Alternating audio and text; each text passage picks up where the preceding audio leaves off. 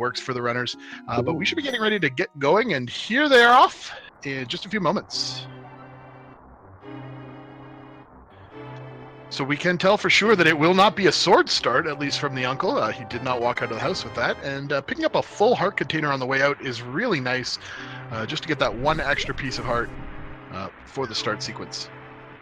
Yeah, any heart pickups early in the game are always welcome for sure.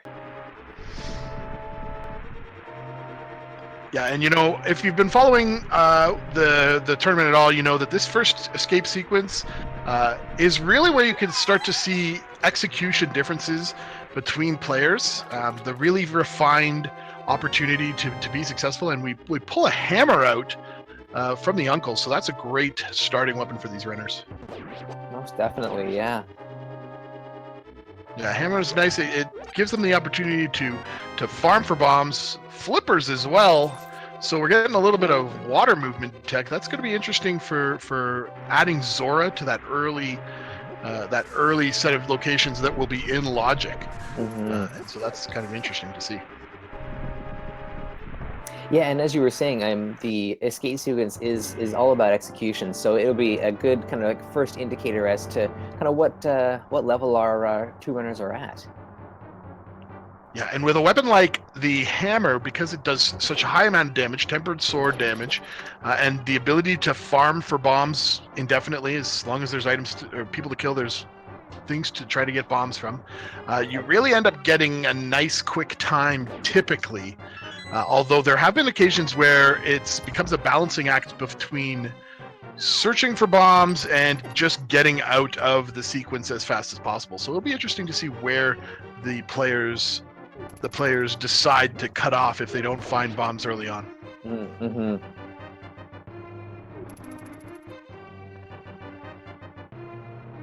Yeah, there definitely comes a point in any runner's mind where you think, I'm spending too much time down here.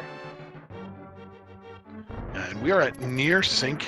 Oh, thalane getting a little bit of trouble killing that green guard. Got deflected a few times there.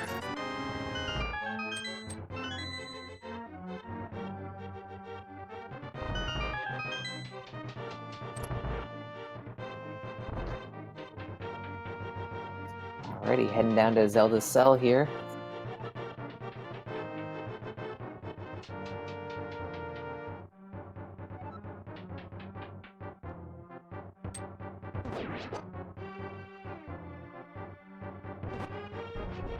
Still without bombs on either side.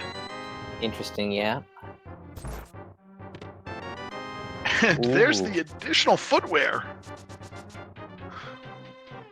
So we're going to be going fast right from the start. That opens up bonk rocks right away. It'll be another additional check that they're going to take probably immediately as they leave Sanctuary as well.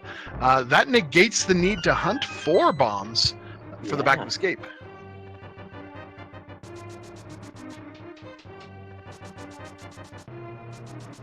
And while our runners are dashing back up to the sewer section of the escape sequence, a quick shout out to our tracker, Nimban, pushing those buttons behind the scenes. Thank you very much, man. And so as well, boots means we'll have a really fast escape time. Definitely in the sub 6 range, most likely.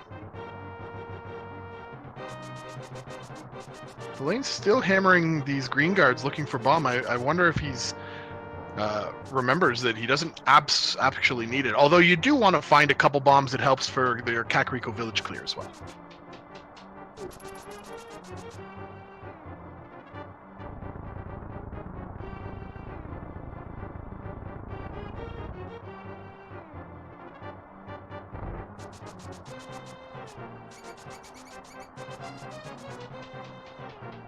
And it's at this point that your ability to like have a memory of the way and shape these dark rooms are laid out lets you make nice smooth movements between each screen transition. Yeah, and these aren't rooms that you typically have the boots in, so kind of having that knowledge in hand and knowing where to stop your dashes is also important. Yeah, so far we're just picking up utility items out of these chests, so plus 10 arrow capacity upgrade, not really that helpful at any point.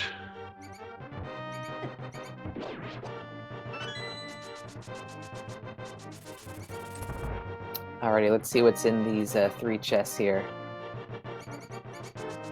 Break down the wall here.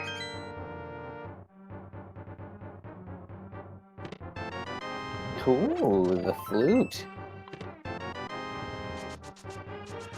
Yeah, that's another big movement item found early on, especially nice to get before you make your initial check into Kakariko Village, since it becomes a natural place to unleash the goose.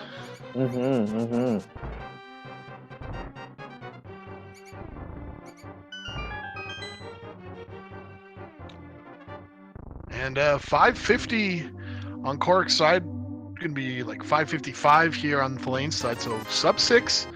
Picks up that big 20 and is on his way out of the sanctuary, heading over towards Bonk Rocks, one would assume.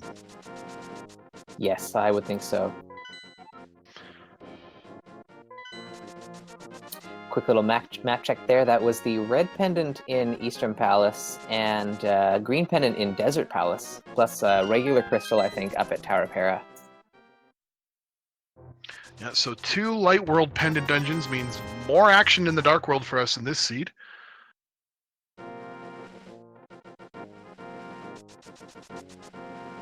And Kohrek's going to go ahead and take this natural path to check the Lumberjack area as well.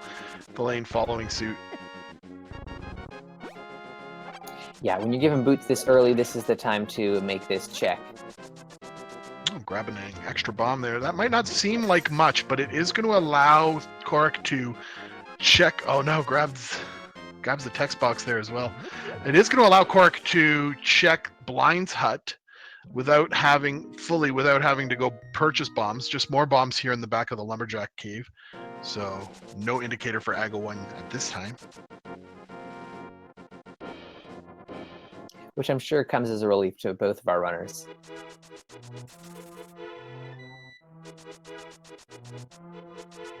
So we're still pretty far away from Dark World access, I guess, so it's not that it's out of the question at this point.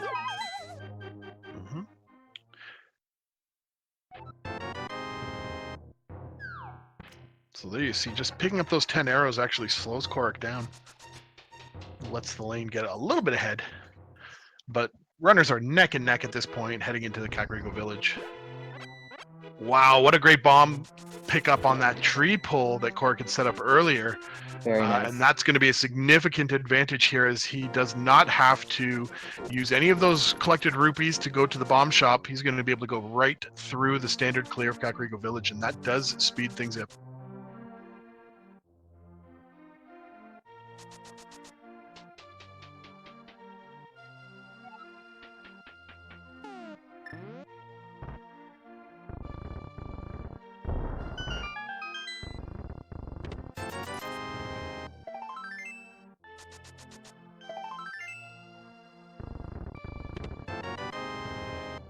Alrighty, Canis Amaria.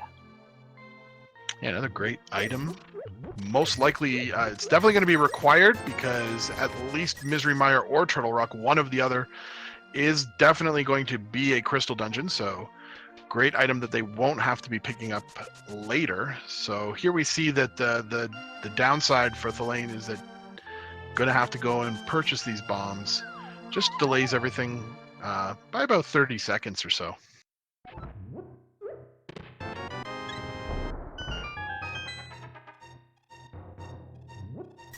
The heart container in the well here. Big 20. Yep, 50 rupees there in the Kuko shed. A few more bombs here in the well, so... But on the whole, kind of a bust. 20 rupees at the bottle vendor, so... Kakariko Village is actually being pretty stingy on the items. Just the Canis Samaria being a reasonable pickup here.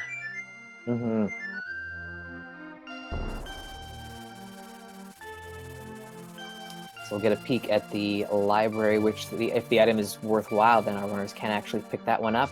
And then we'll see the maze after that. But yeah, so far kind of dry here in Kakariko.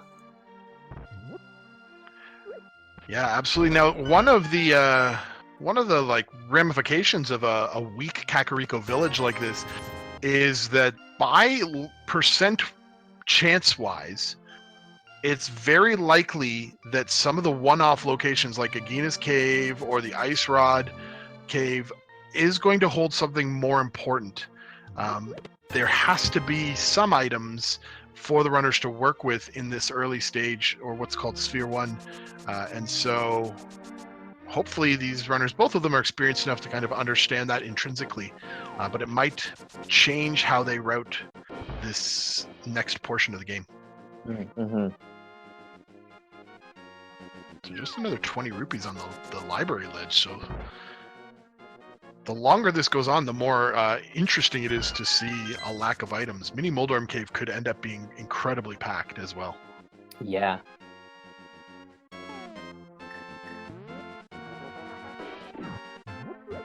So Kohrek going into the maze without checking the prize. This is a little interesting little gamble. Hopefully it pays off for him.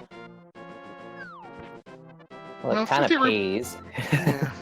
50 rupees is nice, but it's certainly not what he wants to see at that point. It's going to flute away to the dam, and we'll see the south shore of Lake Hylia check now.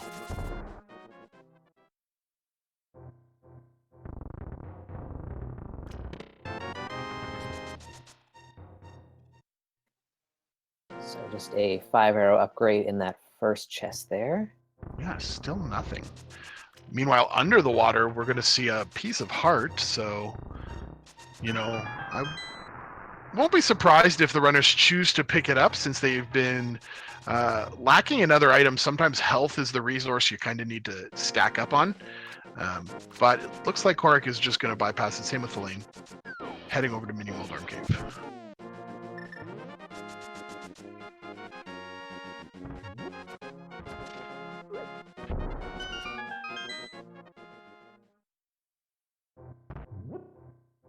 So our runners are both going with bomb strats here.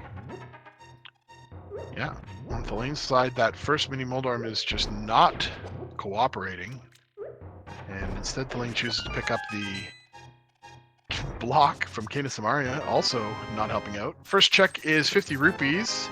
There's the fighter shield, not really helpful. 20 more rupees and 5 bomb capacity upgrades. So we're left with very few item locations remaining to these runners. As you were saying, some of those like one-off locations that you don't want to be wasting the time to go to, they might actually be holding the progression we need. Yeah, and Kohrek showing us here that even with boots, it is faster to flute over to 8 when heading up to the Ice Rod Cave. Saves a few seconds here. Meanwhile, thalane is going to just go ahead and make the run. Incidentally, both runners are very low on rupees at this point. They don't have that 500 necessary for Zora, and there's a lot of item potential checks to be made up in Zora's waterfall area. They have the flippers, so it would be reasonable to go there. But until you have that 500 rupees, it just feels bad to make that trek. Mm-hmm. So we'll see when they decide to do so. Well, great water walk set up here on Kohrek's side, so.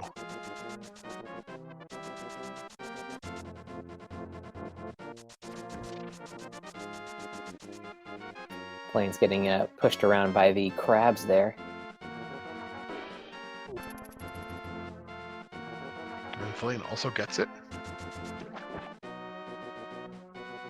So Hobo wakes up and gives there's the 300 rupees. So that's going to feel much better for making the full-on trek out to Zora. thalane, unfortunately, changed his mind, lost his water walk, and is going to go up to the Zora area without that additional 300 rupees. And that might haunt him later on if Zora has something important. Ooh, there we find the bow in the waterfall cave. So That's That's nice. good. Yeah, that's going to open up Eastern Palace. Although it is a pendant dungeon, they will be able to full clear it. It might give them a little bit of a pressure to go in that direction. They don't have a lantern yet, but mirror on the Zora's ledge. So yeah, as we were saying, there had to be goodies somewhere in this seed, and here's where they seem to be located. That mirror makes me think that we'll be heading up to Tower of Hera and Death Mountain instead. That changes things, indeed. Yeah. Yeah, we just picked up the bow. We thought, oh, Eastern Palace, sure, why not? And now that mirror, yeah.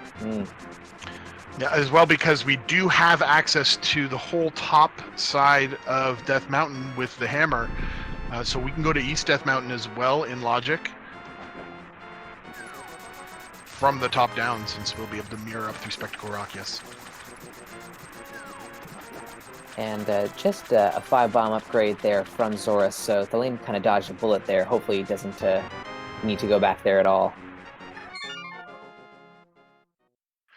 Yeah, and that is the way Randomizer works. You know, sometimes you just get plain lucky, and we'll see if later on, if there is a single item or something that is needed to be found, if that ends up being a draw for him, that might come into play again. But right now, dodged a bullet there, so to speak. Yeah. Neither runner electing to use the dark route to save the old man. We do see a sword up here on the Spectacle Rock top, so we're going to get a weapon upgrade as well.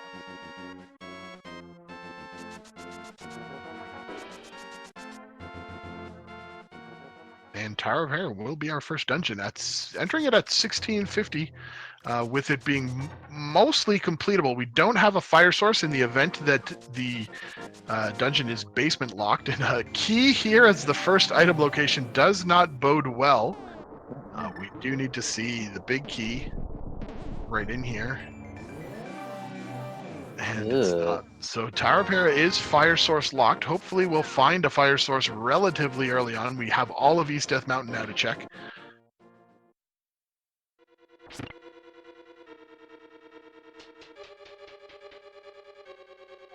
Yeah, so we'll have Spiral Cave and the Paradox Cave for a total of 8 items within reach. So hopefully something there will be progression. So bombs up on the floating island. Save that information for later. Won't have to go and check that a second time around. And Thalane's going to walk down Spiral Cave and then back up through Paradox Cave. Depending on what you find there, might change where you'll go next. Well, a Moon Pearl is a nice find. Yeah, for sure.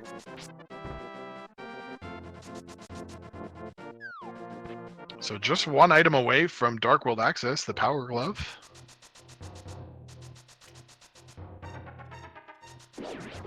And it will be full and complete Dark World access because we have the flippers. Good point, yeah.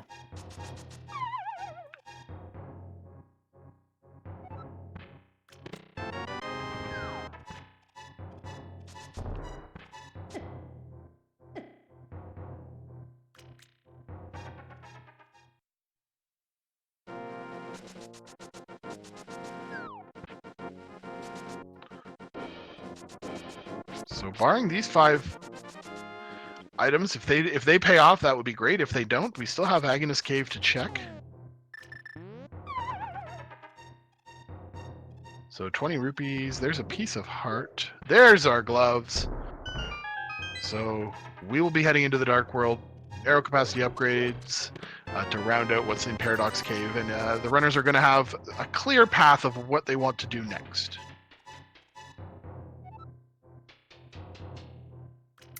Yeah, the only divergence will be if they decide to do Village of Outcasts stuff first, or if we see Hype Cave and the like instead.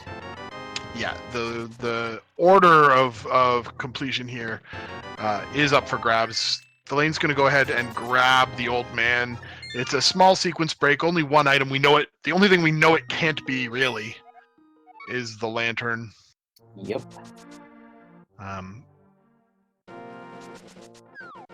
but just getting that save and quit location of the mountain may be helpful later on, especially since they have the flute.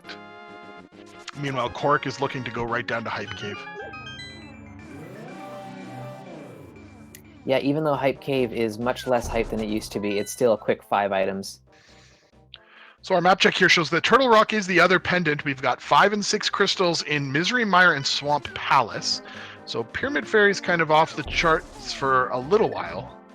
But no Turtle Rock, or potentially no Turtle Rock, could speed things up, or it could also just be the worst if there is an item of progression in that dungeon. It is quite a long dungeon. With a lot of well, items. pendant Turtle Rock means you have to go into it, so... So Hype Cave throws us the cape, a full heart container, another piece of heart, and a follow-up with another piece of heart that rounded out one of the heart containers for Kohrek. Big 20 from the little dude there.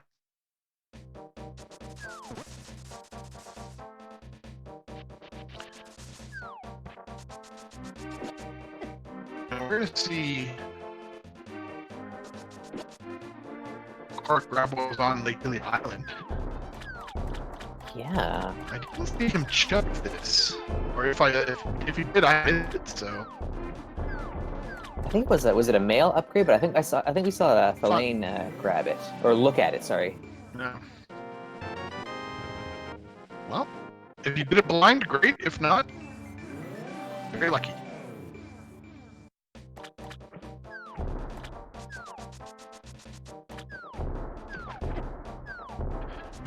Might unlock a brave, so could be a good pickup. Does make that north route a little bit more attractive when we're going to get there. Kohrk's going to use this opportunity to head right up to Palace of Darkness. You know, I kind of like this play. Early pod, you know, you've got all the items you need to full clear it. It is a crystal as well, so I approve.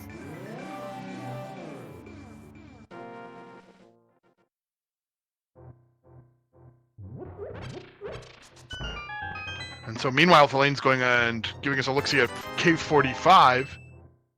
Grabs a Master Sword for that.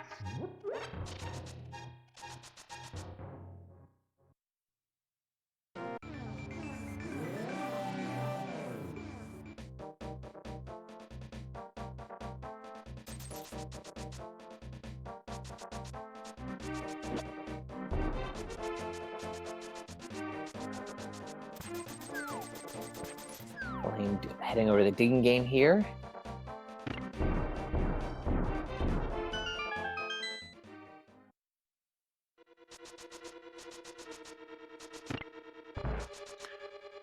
Yeah, early bow really does open up a lot of avenues here. Having pod be a fully completable dungeon at this early juncture really does, and since it of course contains so many item locations to search, really does make for a lot of divergence possible in the runner's choices.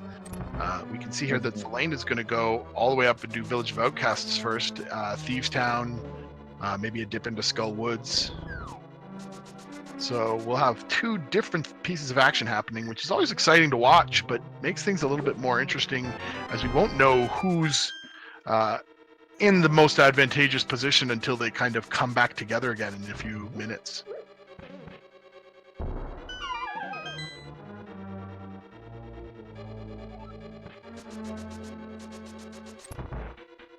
Most definitely. I like to play on Kohrek's side because I find that like there are so few races where you actually get to like go mode pod.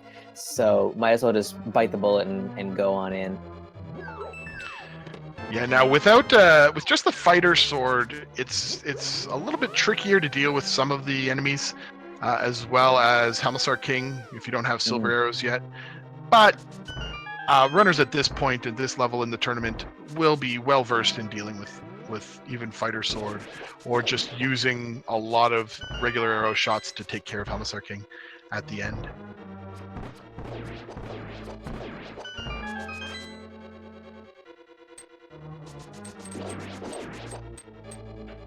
Oh, real nice dash up that hallway. Yeah.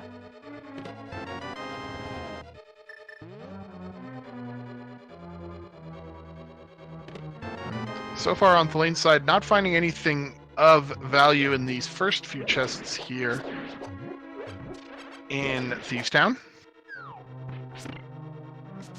2 more to go in the first half, in the front half rather.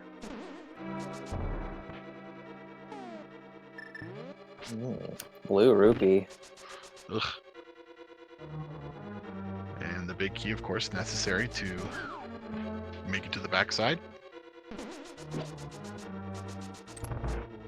So I guess we'll have to kind of just wait and see here if anything else pops up of value in Thieves Town.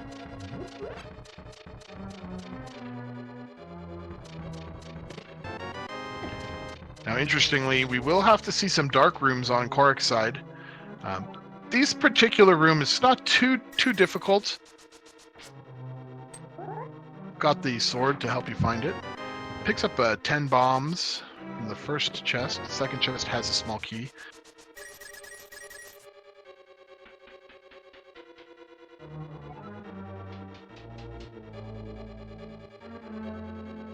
And now into the dark maze, which is a little trickier to deal with, but you are allowed to have a map if you don't have this memorized while you're running, so it's really just following directions. Ooh, the single arrow. My favorite arrow in the game, the fine-crafted artisanal arrow. Yep.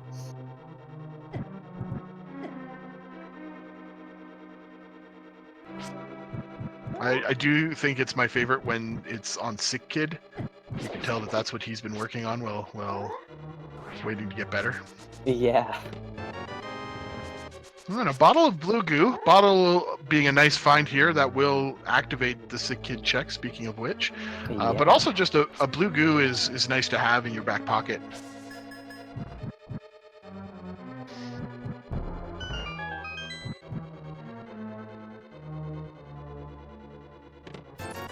And 5 more rupees. So far, Palace of Darkness, really not paying off. Yeah, a little surprising. You would think that a dungeon that has so many items available to our players and that we have access so early on might be holding something, but oh well, them's the breaks, I guess. Yeah, absolutely. And so, really forced to go into to fight Homicide King and hope that I wasn't keeping count. Hope that there's an item of value there. Otherwise, this was just a run for a crystal. Oh, it looks like on the little on the menu check there that Kohrek does not have the compass yet. So I think Homicide King is holding on to that. That's awful. I mean, he is going to be able to transition this into checks of Eastern Palace and Saharshala's Hut. So still plenty of opportunity for this to have been a worthwhile early move. Yeah, meanwhile, Thalane taking down Blind there, following the script to a T. Just getting 3 bombs, so nothing really found here either. But 28 minutes and 19 seconds in, getting the first crystal out of the way for the seed. Meanwhile, Kohrek's now going to have to make his way through one of the longer darkroom sequences when making the sequence break. Yeah, and this one's a little bit trickier when you don't have the fire rod also. Ooh, Bombos medallion there in the bombable hut with Thalane. With a fire rod in hand, you can actually light the torches here in the turtle room, and makes it a little bit easier. Otherwise, you just kind of swing around in the dark here. Well, he's taking some damage. He does have that blue potion.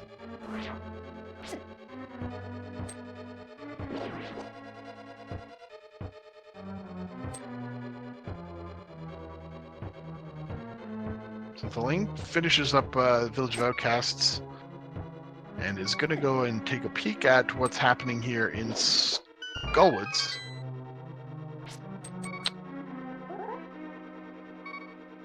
Kohrek finally getting past those turtles. There's just no easy way to do that room, it seems, in the dark. Yeah, you could practice a lot. There is, you could get a little bit lucky knowing where things have to be. But the random element of their movements and your movements in that room really does make that just a hit or miss scenario. As Kohrek is going to fighter sword and hammer deal with Helmsar King.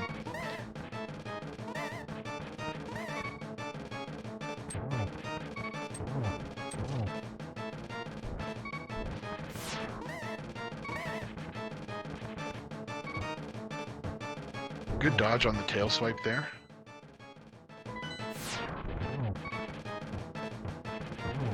Just checking the map ever so briefly to make sure they're in the right place. Whew. You know, that is a hard fight to use the hammer on. It's, you know, one quick dash forward and Helmsar King just ends your day. Especially even in blue mail with only 1.5 hearts. Could have been bad.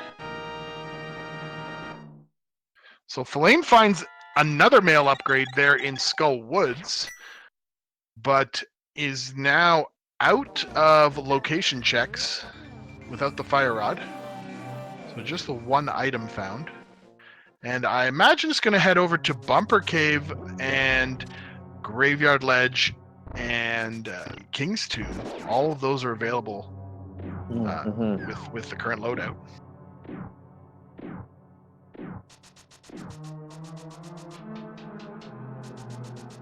So Bumper Cave turns out to just be a piece of heart. We're going to dodge that situation. So Kohrek is dipping Pendant Eastern Palace here for us. Could be something good here. We still haven't found anything kind of value over in this part of the world between Pod, Sahasrah's hut. So hopefully this is the place where something is.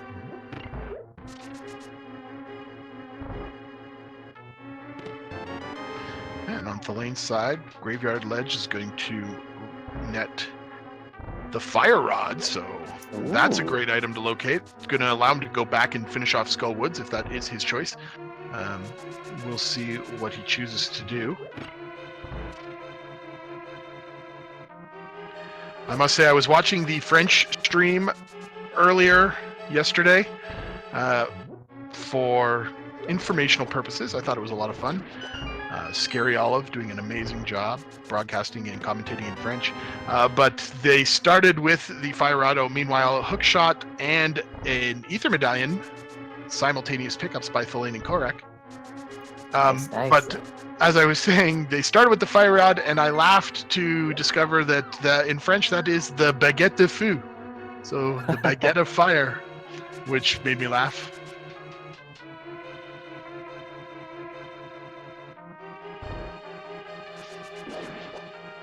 So great pickups from both sides there. You know, medallions are always you never know if it's going to be an important one early on.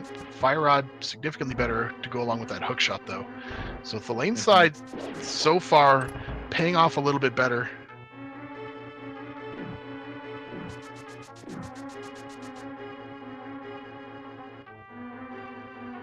Especially since if Thalane chooses to go to Palace of Darkness, it's going to be able to use that fire rod to help illuminate that turtle room. Of course, Kohrek now picking up the opposite side of that rod and getting the ice rod.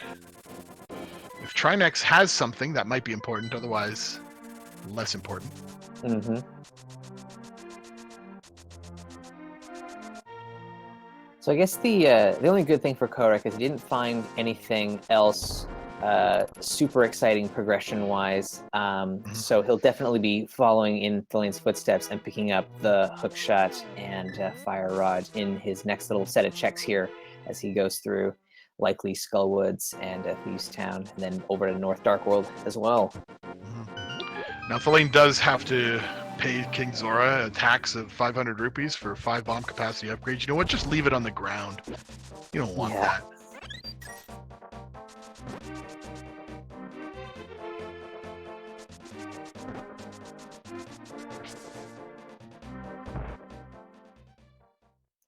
So he's choosing to dash out of Zora's domain here. I wonder what he's thinking. Well, I think he's going to head back to the Dark World here. He's on the east side of the Dark World, and without with his access the way that it is, this is the... Well, no, I guess he could always save and quit to Link's house and come up from the south. But I think we'll see a pyramid check, and he'll be heading into Palace of Darkness area. Right. That makes sense. But yeah, interesting. He does have the flute, so he could have fluted right there. I guess he wants to pick up this check along the way. I don't think that this particular route is faster, but Yeah, it seems like it wouldn't be a huge loss or anything. But yeah, maybe about breaking even, I suppose.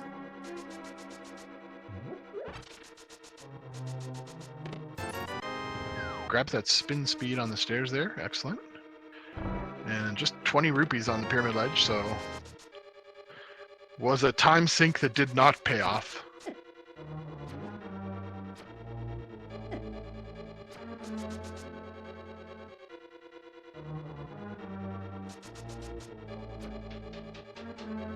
And this hobo check will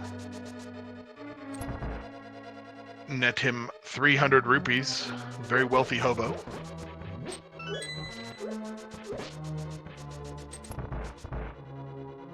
Well, it's because he's saving so much on rent by living under the bridge there. He's got a sweet little setup. He's got his tent, he's got a fire. The bridge is going to keep the rain off, so he's not even going to have to worry about leaks. You know, I imagine he's fishing as well. That's how he's making all his cash. Yeah. Plus, people throwing coins off the bridge, you know, for wishes or something. I don't know, maybe it's a Ooh, fountain. yeah.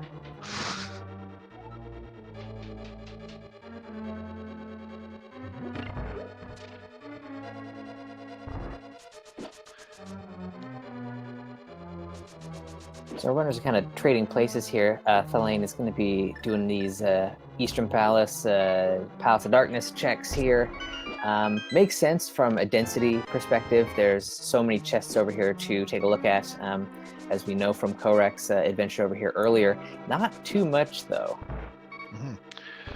And I'm getting very curious as to what might be hanging out in Agina's cave, just because, as I said earlier, the more or the less items you find in the early stages of the game, the more likely that there is something good in that one-off location specifically. And since we did have a fairly low item count from that beginning part, I have a feeling that there's something good there. And when these runners will be able to route that in is the question.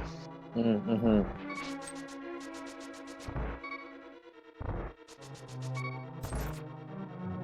Of course, I could be wrong, and it could be, 5 arrow capacity upgrade.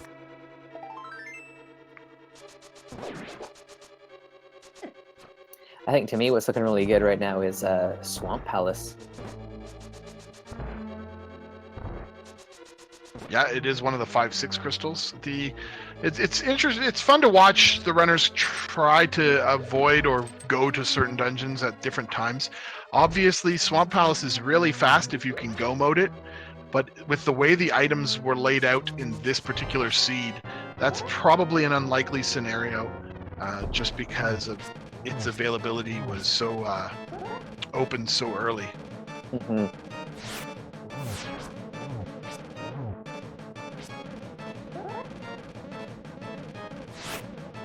Kohrek looking good on this blind fight so far.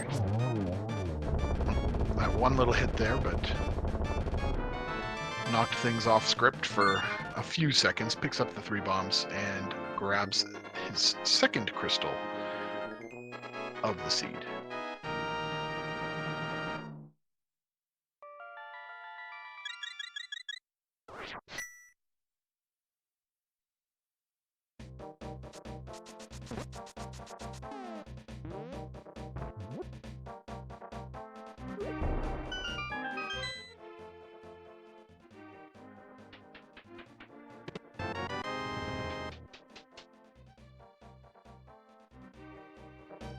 Hey, Kohrek grabs his Bombos medallion.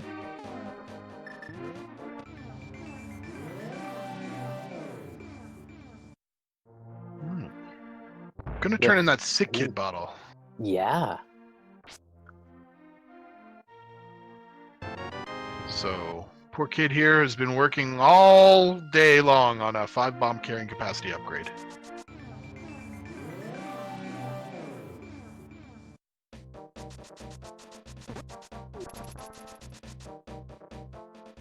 And it looks like Kohrek is going to probably head up to the Skullwoods area, or at least the north route, following up this run. And that's going to pay off really with the Fire Rod and Hookshot for him as well. Mm-hmm. Meanwhile, thalane is setting up, or looked like he was pause buffering a hammering up there, but changed his mind. Throws the sword beam at the door instead. And here we'll see if he chooses to light the torch in this room. No, he's just going to go ahead and do this in the dark. It's not particularly difficult when you have swords, so you can poke the chest.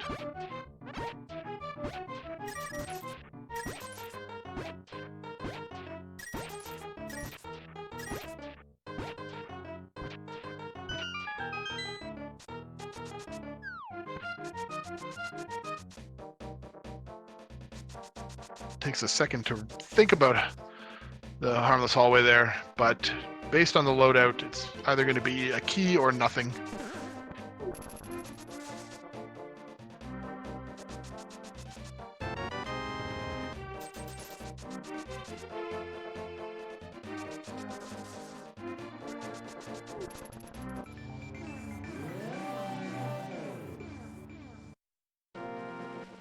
So we thought that Kohrek was going to go north Dark World. Instead, he's coming down south side here. Hopefully, it doesn't lead him to jump into Swamp Palace without the hook shot, because we already know where that hook shot is. Mm-hmm. Well, Flute he does somewhere. have the flute, so means that he can kind of go wherever he wants. He's heading back up to Kakariko Village, so it tells me he'll be making use of the portal here in the entrance to Skullwoods.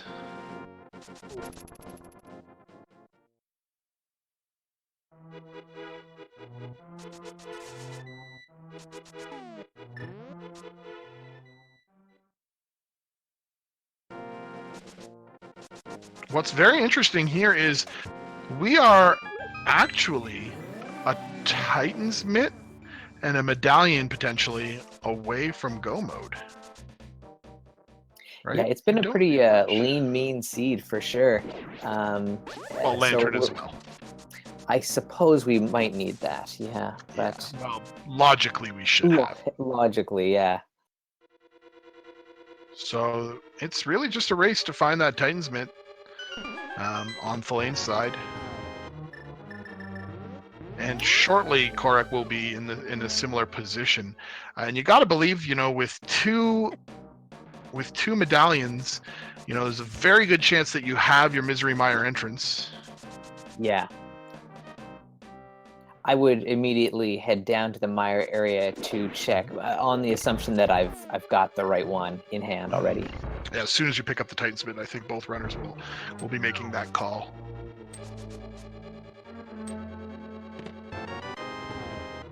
I'm curious if thalane or Kohrek will, once picking up the Fire Rod, go right back to Skullwoods and get that second item that's located here, just in case. And as you can see, this is the benefit that happens if you have Fire Rod and no lantern. You can light this room up, making a significantly easier path through the turtle room.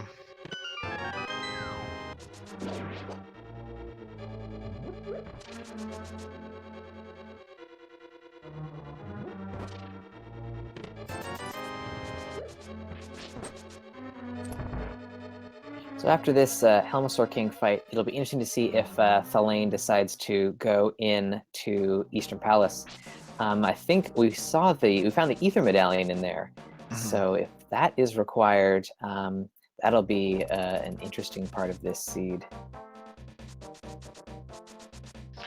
Yeah, he is right here. It's just a mirror away, and it is, even though it is a dependent dungeon, it's such a fast dungeon to deal with. Yep. Thalane also choosing to not use the bow. It's just a few arrows, but 3 hammer hits.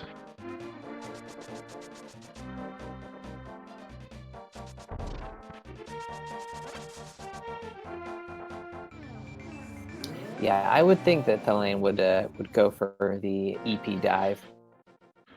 And what's very interesting here is, although it looked like Kohrek was significantly ahead, he's going to finish up these checks just as thalane is coming out of Eastern Palace, presumably if he goes in here, and we're gonna see that they're at parity. That is, of course, if Kohrek chooses to head all the way over to Catfish and does the Pyramid Ledge as well. He may not do so. And thalane actually chooses not to go into Eastern. Instead, is going to go and do the basement of Tower of Hera. So making use of the fire rod, just not in the dungeon I thought he would. Yeah, that's this is an interesting play because you're going all the way up here for 2 chests. I mean, if one of those things is the Titan Mitt, then we're in good shape. But oh, and is Kohrek doing the same thing? Well, Kohrek has not yet saved the old man, so he's going to go ahead and do that first. But apparently, they are of one mind in this matter. Hmm.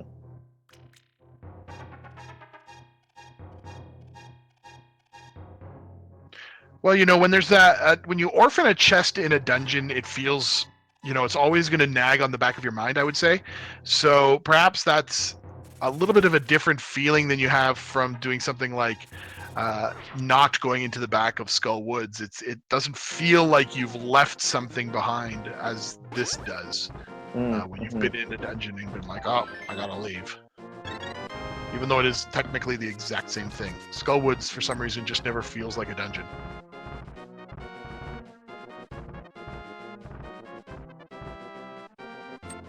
Thalane takes a hit there, but no coffee break for him.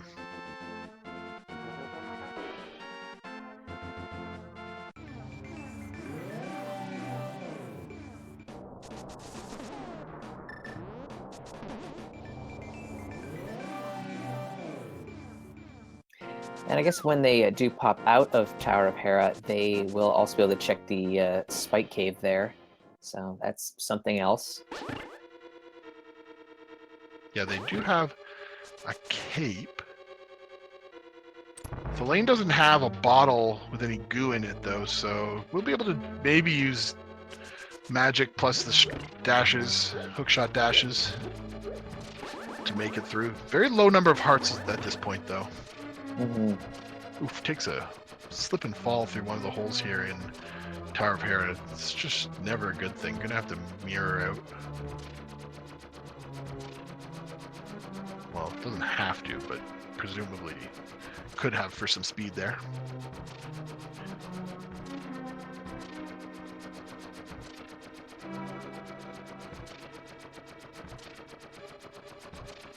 Kohrek, of course, showing us that, you know, a little rest never hurts anyone. Coffee break. Yeah.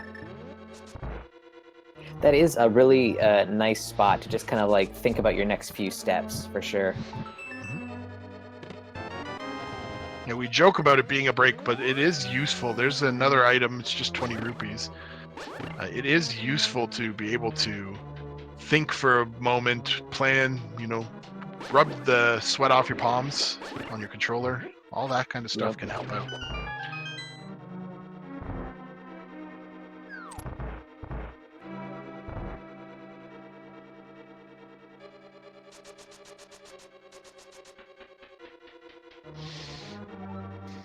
And we're on the Trolldorm fight.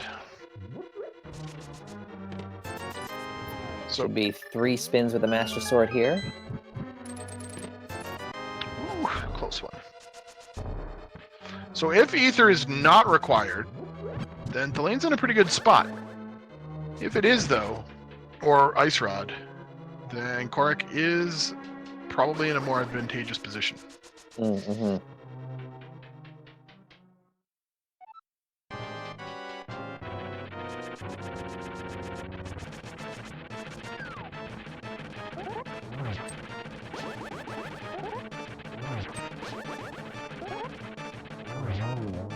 Really nice Troldorm fight here on Kohrek's side. Mhm. And thalane is going to make an attempt on the Spike Cave. Going to take some careful manipulation of health.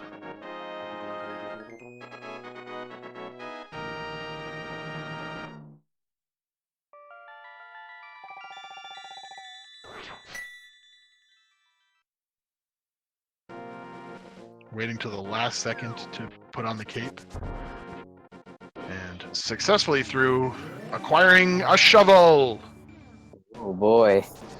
You know, maybe very important. Kohrek, following suit, has a little bit more health. So it won't be quite as close. And thalane's going to go ahead and use that shovel right off the bat.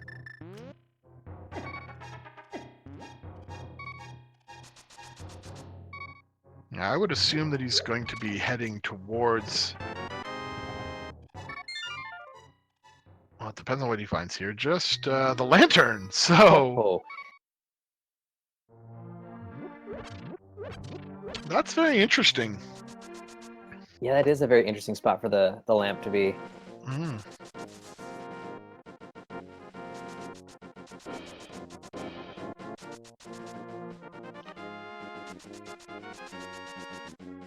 And Thalane's going to be heading into Swamp Palace, it seems. Yes.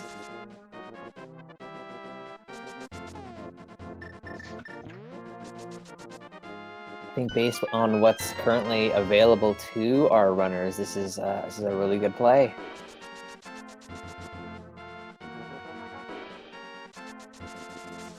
Yeah, and as soon as you pick up the mitts,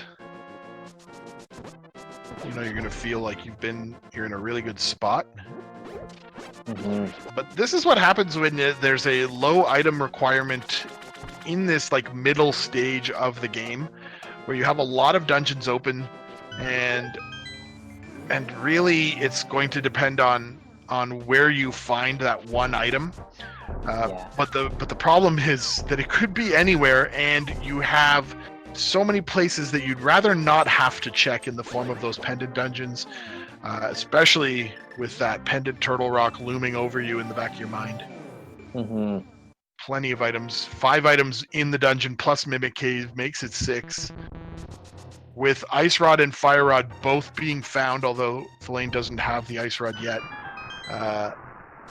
starts to get a little scary, like you might be expected to go there. Yeah.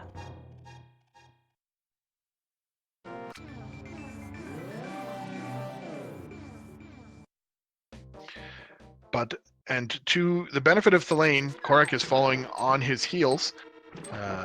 Means that no matter what, if this is the right call, or even if it's a wrong call, they'll have both made it. Mm-hmm. Mm-hmm.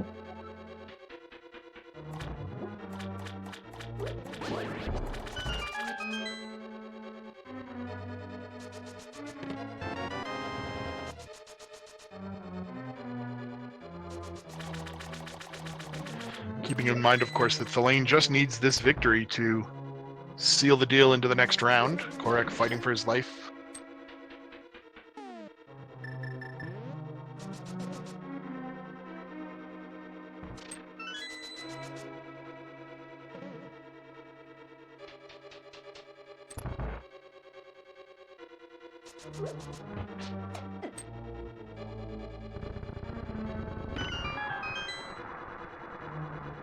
There's our big key. So we'll take a look at the big chest here. Now, skipping left side makes a lot of sense when you're only looking for one item, really. Logically only looking for one, maybe 2. Although, of course, they don't know what they need for the medallion. But when you're only looking for one item, those 2 chests are out of the way. There's a good chance you clear all the goodies in this play. And it does save about 2 minutes off a clear, even with boots.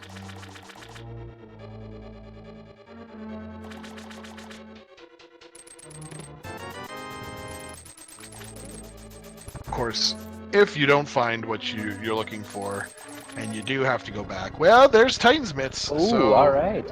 Now the real question is going to be: is Thalane going to go back in to check that left side? I would guess that he won't immediately. He'll go and see what's happening over at Misery Mire. He might come back afterwards in the event that doesn't have the correct medallion. Yeah, he'll be making a significantly larger gamble here with only having one medallion. But I think both of our runners, with that Titan mitt in hand, are definitely going to check out what's needed to get into Mire right away. Yeah, and for Kohrek, this could be a major turning point. If it's Ether to get into Misery Mire, he will be in full go mode. And will make short work of all the remaining dungeons that he has to go through. Meanwhile, Thalane will be on the hunt for that, and going into Eastern Palace may be the last thing on his mind at this point. Yeah, because the Titan's Mitt open up so much of the world. I mean, that'll give him a Dark Death Mountain. Turtle Rock will be in play. So there are so many more places that he could be looking for that last medallion.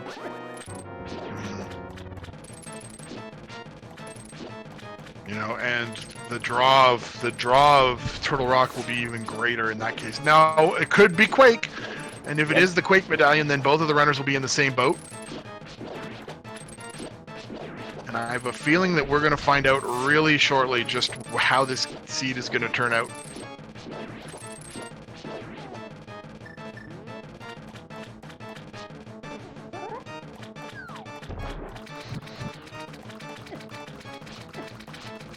Yeah, Thalane's saying, I might be in go mode. I'm going to go look. If I have to come back here, it's just a few seconds.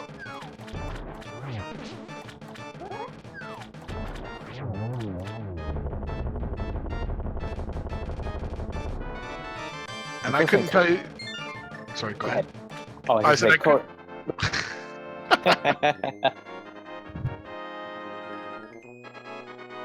Oh, it's Bombos at Misery Mire, so Thalane is in full-on go mode of all of the things that could have happened here. So now it becomes an execution battle. So Thalane has the edge right now, just in time. But if Kohrek can kind of make up time through solid execution, then it should be quite a race to the finish here. Yeah, and also let's keep in mind as well that they are looking at a silverless Master Sword Ganon fight at this point. Now, of course, they could pick up some upgrades along the way. But that in and of itself is probably one of the greater challenges in speedrunning.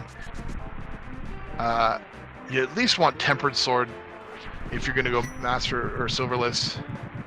But we might have some long Ganon fights. Most definitely. And we've only got one row of hearts at this point. So that also is a factor in a really long fight like that. It's a bit of a slog. You could take some damage for sure. Yeah, this will be really... It could be particularly close. And the fight on Ganon, if it is in fact a Silver Masterless, or Silverless Master Sword fight, it's really anyone's game. If they get there within, 30, 40 seconds of each other, damage there with this low heart count, and that weapon loadout is just going to be very difficult to avoid. Mm-hmm. Additionally, only one bottle on each side.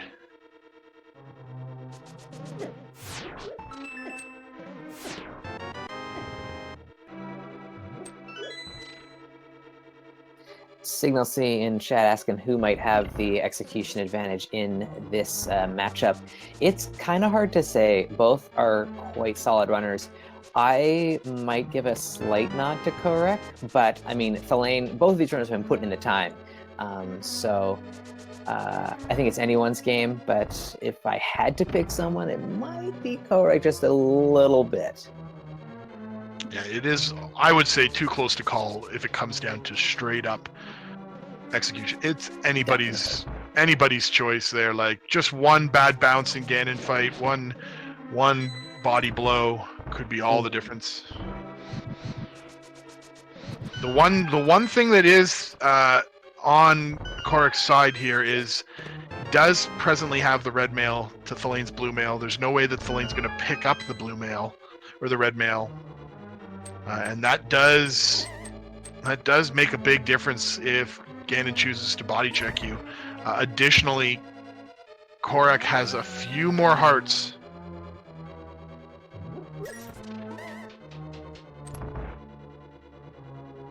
So that combination could play heavily here. Mm-hmm. One potion in each one's pocket.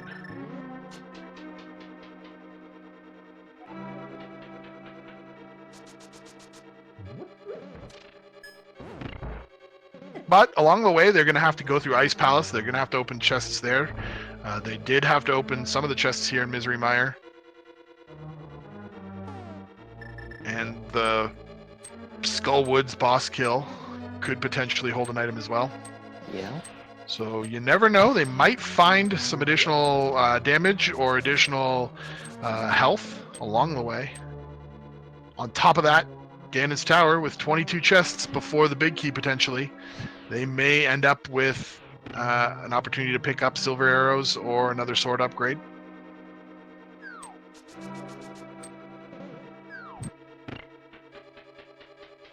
Kohrek managing to save just a little bit of time there with that newly found Mire Rod glitch there.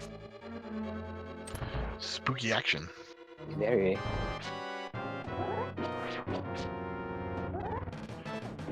Yeah, Thalane didn't have quite enough arrows to go full on arrow on the eyeballs. Kohrek's sitting on 60 arrows at this time. But low on health and magic. So he's going to have to use his blue potion to use some cape strats here. And that might play a factor in the end sequence of this matchup as well.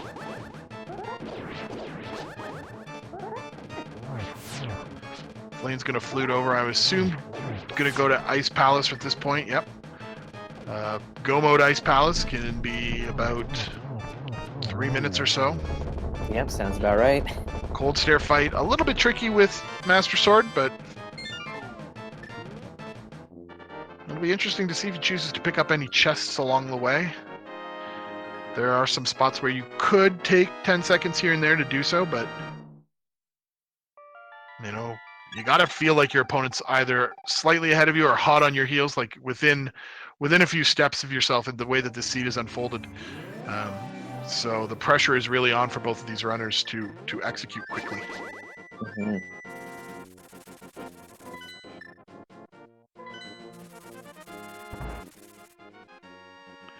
Another advantage here Thalane has is has that blue potion if he does need to get a mana refill. And they can also always flute over for a potion from the Witch's House, as Kohrek just did, to make sure that he's successful in the next set of dungeons. Now he's going to go up and do Skull Woods first. Interesting.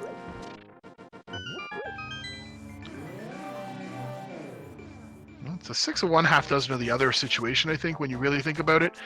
There isn't too much difference other than difficulty of the boss fights. You know, in their current loadout, both of these bosses have their difficulties. Neither one is significantly easier.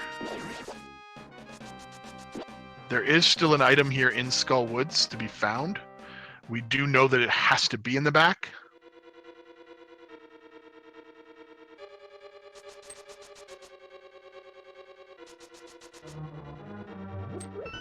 Thalane gets the bomb jump on the second try.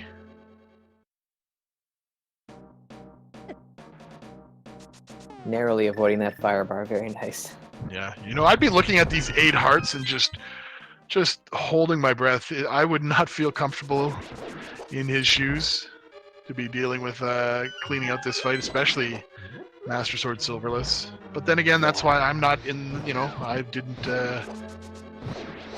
get to the bracket stage of a tournament of this nature, so.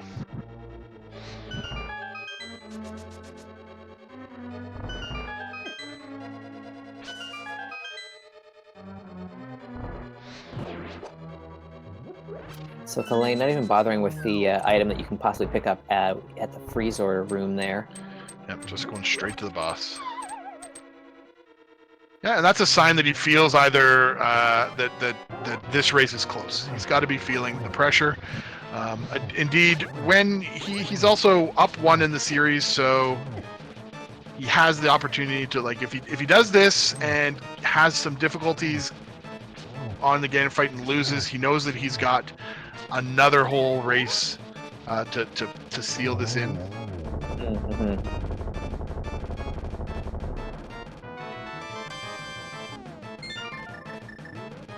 But we're going to be looking at an awful lot of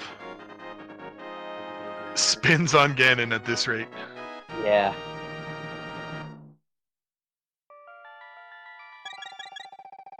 So throw out a little bit of that magic usage. Kills one of the Cold Stare Puffs. And chooses to go ahead and use that blue potion to get some more magic power to finish off this boss.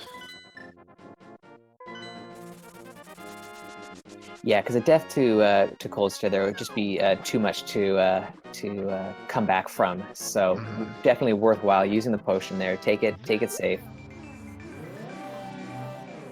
Yeah, and now what I'm curious to see is if he chooses to flute over to the witch's house first, or just go right into Skullwoods, finish that off.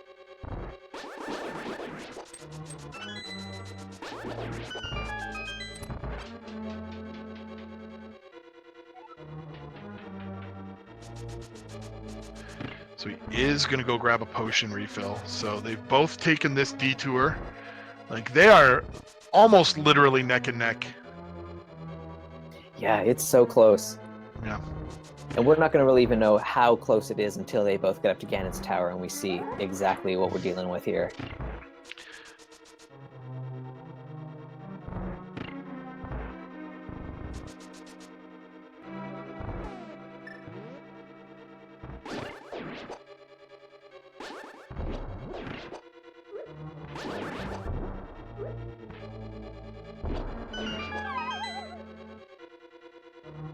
Yeah, it's a hold your breath moment here. I'm really actually intently staring at the screens. I don't know where they're going to come together, where the reconnection is going to be.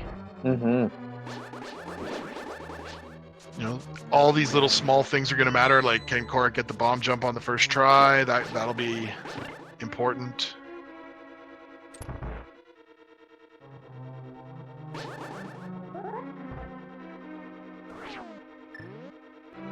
Looks pretty good.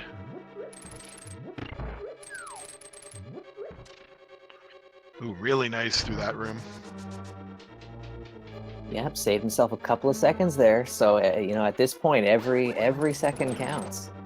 Well, thalane gets a perfect dash there through that long hallway. Doesn't get hit by the fire bar.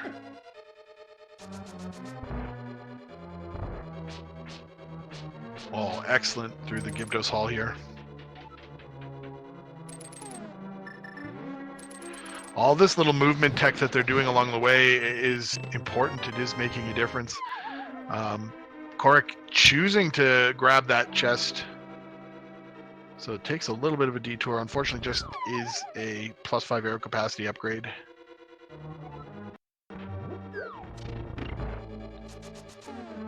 I think thalane went into this fight with a little bit less magic than Kohrek did. Is not going to be able to use the fire rod quite as much, but slashes are get the job done anyways. Yeah, Mothula being relatively pleasant to both the runners here. Stayed off the wall.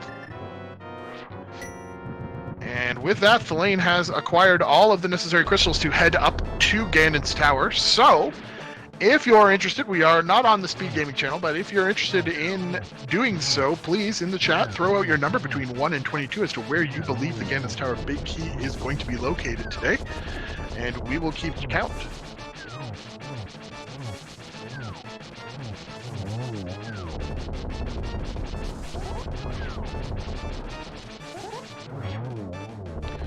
I'm going to say it's going to be an early on number. I'm going with number 2 today. Ooh, wow, number 2. Yep. Interesting. I have been sticking with somewhere in Rando Room the entire tournament, so I'm gonna keep going with that. I'm gonna say chest, I don't know, 10. Assuming that our runners do two on the right side and then over to full left. Yeah, two is a dangerous number. That means that they won't be picking up a lot of other chests along the way. Yeah. Now, Thalane's going to go up through Super Bunny Cave. I wonder if that means he's going to stop and pick up some the two chests here. Definitely good thinking. They haven't even I don't think they've activated the portal for Turtle Rocks. This is That's true as well. a little yes. bit quicker as well. Anyways. Plus, you get the added bonus of checking chests on the way up, so I think very worthwhile. Yeah, he is going to actually check these chests. Gets a piece of heart, and this could be all of the difference here. There's the Tempered Sword. So that's a tremendous difference. Let's hope for Kohrek's sake that he does the same thing. He is making that same pathway. So that does increase or decrease the difficulty of the final fight in this seed. Ganon with Tempered Sword, Silverless, is, I would say, I don't know, 5 times easier than Master Sword. Yeah. And Kohrek, meanwhile, also going to make this check, I hope, for his sake. Yes. So both runners in the same position yet again. Thalane's got what appears to be about a 35-second or so advantage and is going to head to the right side first. Check number 1 coming right up. Turns out it's 50 rupees, and so here we go. Chest number 2, I was wrong, is the piece of heart, but gonna have to head immediately over to the left side now. No key was found here on the right.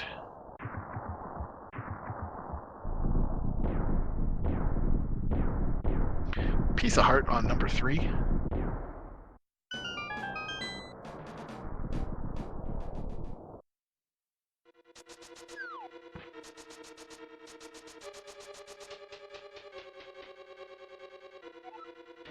So as you said, yeah, somewhere between 35 and 40 seconds separates our two runners at this point.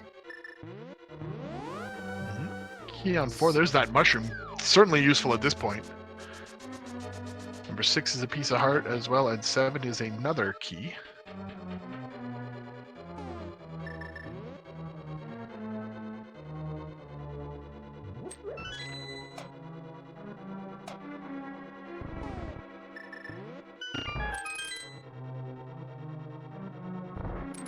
Cane of Burna at number 8.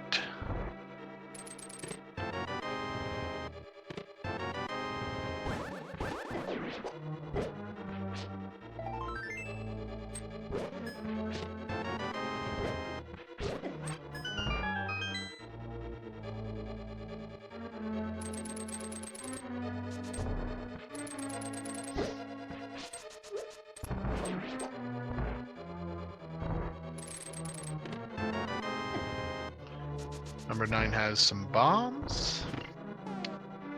So here comes your call of Rando Room number 10. Be careful with those bombs, Thalane. As he lays a trail along the way.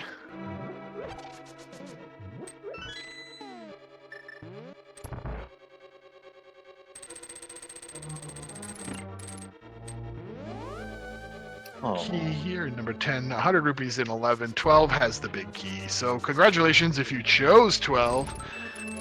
Let's just take a look. Doesn't look like anybody picked 12.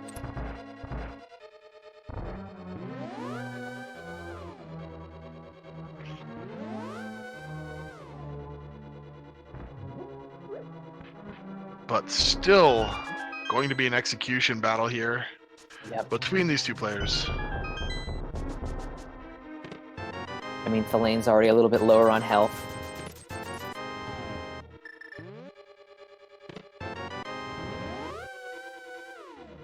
Any kind of shenanigans in the gauntlet could swing the race a little bit either way. Mm-hmm. With very little opportunity for picking up a safety. Both runners do have a blue bottle, I believe, still. Yes.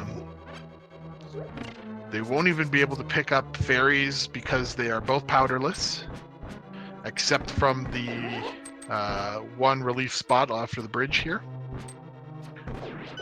And I would imagine that Thalane's going to go ahead and make this call. He's got bombs out, so...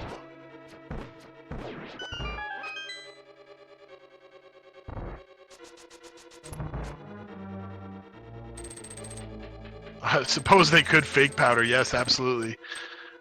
But can you afford to run out of magic in a situation like this? You do need fire. Kohrek has a really nice mimic room, yeah. And also will be interesting to see if he chooses to go and replenish. He's not, so picks up a little speed. There is, yeah, I guess there is magic to pick up afterwards in that room.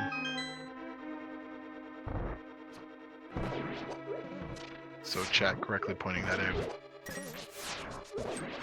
Thalane making excellent time through these last few rooms in the gauntlet. Yeah, very nice. So 9 hearts.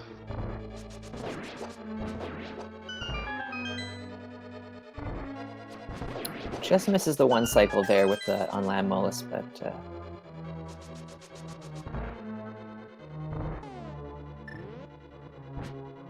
yeah, it's gonna want to pick up that little bit of magic. Gotta use some Kana Samaria blocks here.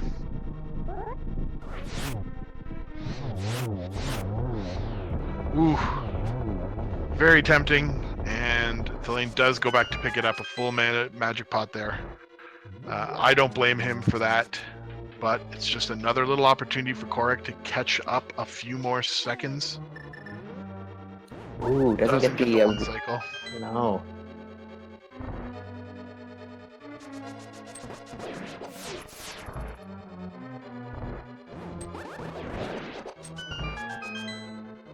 But Thalane does, so again, just another little time catch up here. Every second is going to matter.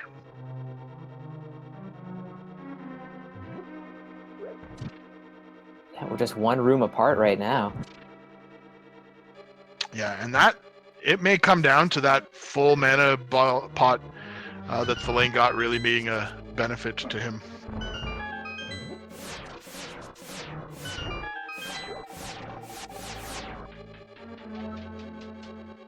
Oh, missing the explosion there again. Small execution errors are all it takes for a runner to catch up in this situation.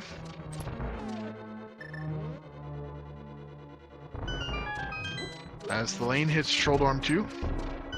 Not checking any chests along the way here. There's just no time for that. Yeah, and with, though he doesn't know it, with Kohrek hot on his heels like this, he's absolutely right that he just has to go.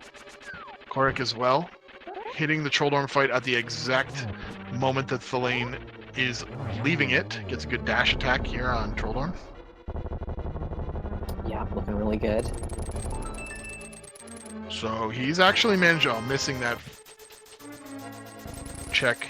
Kohrek is actually taken about a 45-second deficit and converted it down to maybe about 15 to 20. Had an excellent run through Ganon's Tower. A triple excellent to start off with for Thalane, though. Geometry Wars does well. Takes a single there. Blue ball's interfering with opportunity to get a double. But there's a double at the end. So triple, single, double. Looks like Kohrek might be following suit. Oh, doesn't get the second double.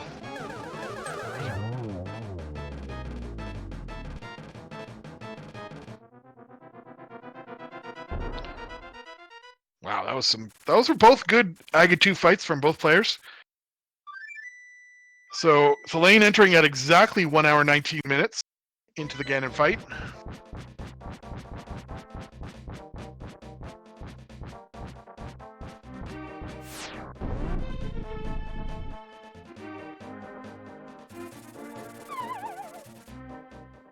Unfortunately, Kohrek takes a about- hit from the yeah, Kohrek in 23 20 there, seconds, so yeah. 20 seconds, yeah. But both of them. Oh no, Thalane, watch your health. Down to 1 heart. 2.5 on Kohrek's side. This is just so close, ladies and gentlemen. Both runners afraid to, don't want to use that health pot too soon. Thalane hits phase 3. Kohrek going ahead and using cape strats to just make sure he stays safe here.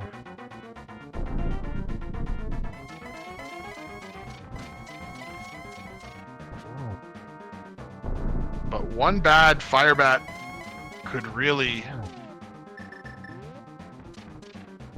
ruin Thalane's day here. Gets the torch glitch. Silverless is very tricky. Uses this opportunity to refill his health. There's his first hit on the Silverless. All right, Kohrek's into phase 4 as well here. Yep, both players getting the torch glitch, which really, really makes a big difference. Oh, Thalane accidentally freezing Ganon there. This is going to be incredibly tight, ladies and gentlemen. Ooh, and Kohrek freezes Ganon as well.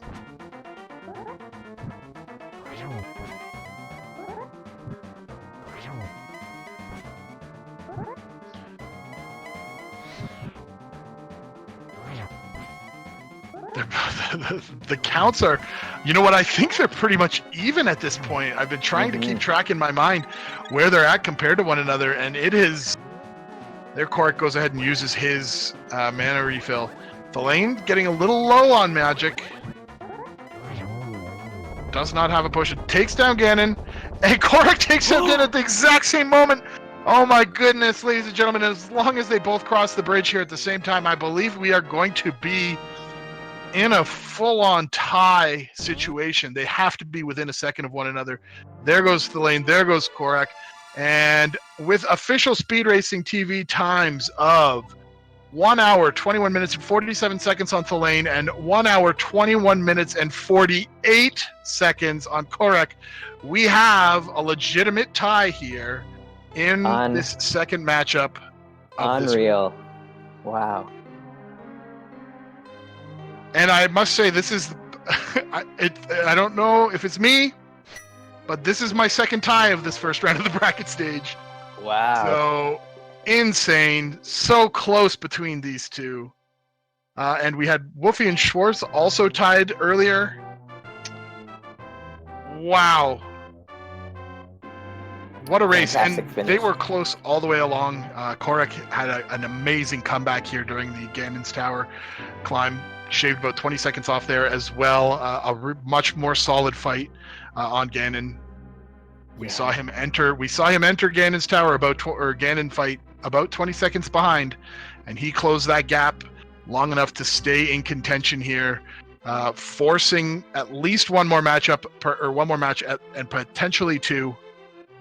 So congratulations to both of these runners, and we'll be bringing them in for a chat in just a moment. Yeah. Yeah. Whew.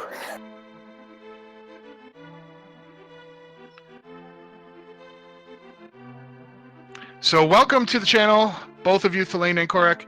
Wow, what a race, what a seed, and what a final fight there. Congratulations on successfully completing this, but within 1 second of one another, as you know, we'll bring about that as an official tie and force the next game at the very least. Kohrek, we'll start with you. How do you feel about that seed? How do you feel about that climb of the tower and your Ganon fight? So the seed was okay. I probably shouldn't have dipped into Eastern when I did, but I mean, I had a good time on the seed, so it was pretty fun, pretty straightforward, really. The bow was just kind of a red herring coming that early, but I mean, all the items came early, so I guess that's kind of what the problem was, trying to follow that. But I felt good about my climb. I did not feel good about my Ganon fight, understandably. Yeah, absolutely. And Thalane, same kind of question for you. How were you feeling about that seed? Did you feel like it was as close as it was, or were you feeling confident? I think the sea was pretty nice because it felt like all the items were coming together pretty nicely, and it was like kind of straightforward for me, except for the decision to go into Eastern or not. Um, Also, the Ganon climb, I think it was kind of okay. I mean, it could have been better. It could have been a lot worse though. And the Ganon fight obviously was not ideal. I think I kind of threw it on phase 4. Maybe, I don't know. Yes, if you guys rewatch the race at some point, you will see that you were Thalane ahead by about 30, 40 seconds entering the Ganon's tower. And Kohrek managed to claw about 20 seconds on you in his climb. And then, yes, the two Ganon fights were both, I would say, I mean, nerves had to be getting to you a little bit for both of you. They weren't the cleanest of Silverless Ganon fights, but as a result, Kohrek managed to claw back just enough, 19 seconds there, to catch back up and force the tie. But it was very exciting to watch, and we had a lot of fun. So thanks to both of you for that.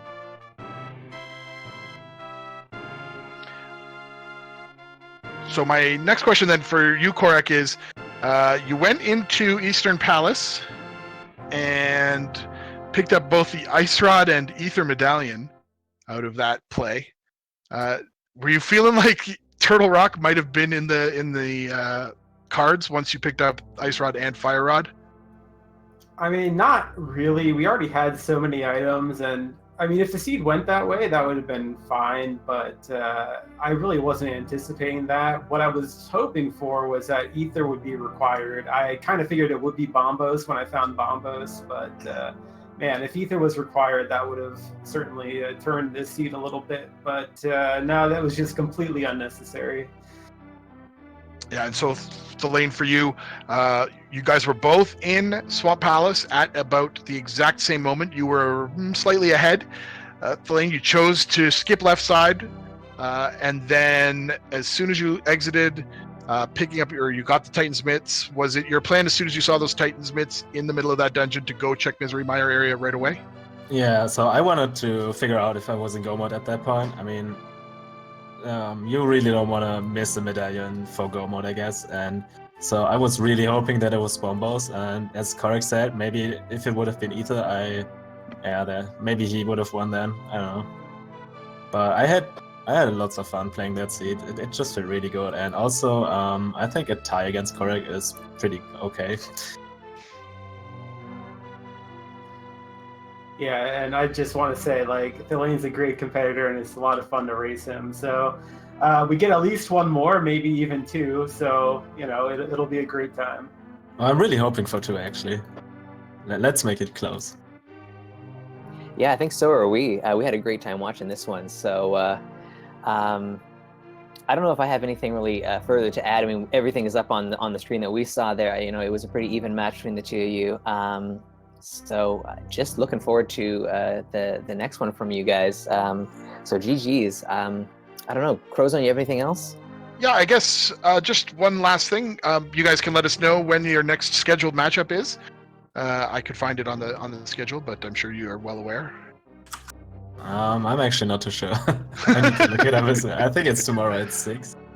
Yeah, we'll start at 6, and you guys will see us at 6:30. And we might just schedule another one after that because Sunday is not very good for me. So yeah, we'll have to see how it goes.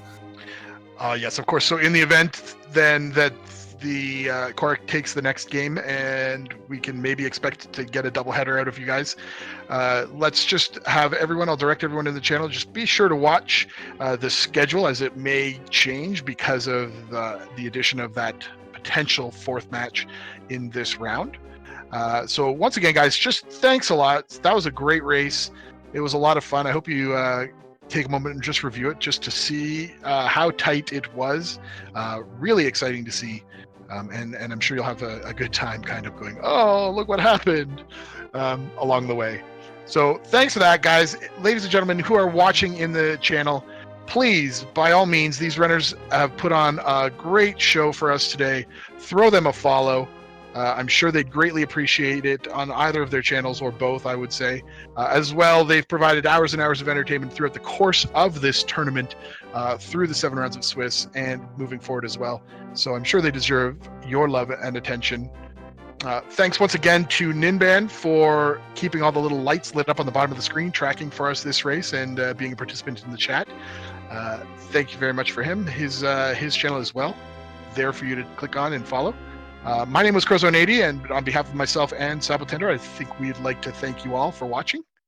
And just so that you're aware, coming up at 11:30 is JTB versus Chex Human on Speed Gaming 2.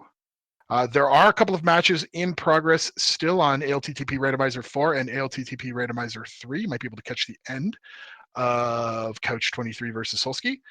Violet Pumpkin and Hacksaw on ALTTP Randomizer 4 is probably winding down as well at this moment. So plenty of Randomizer to watch tomorrow. Tons and tons and tons of matchups looking at the schedule. Be sure to check, and we'll see you in the next race.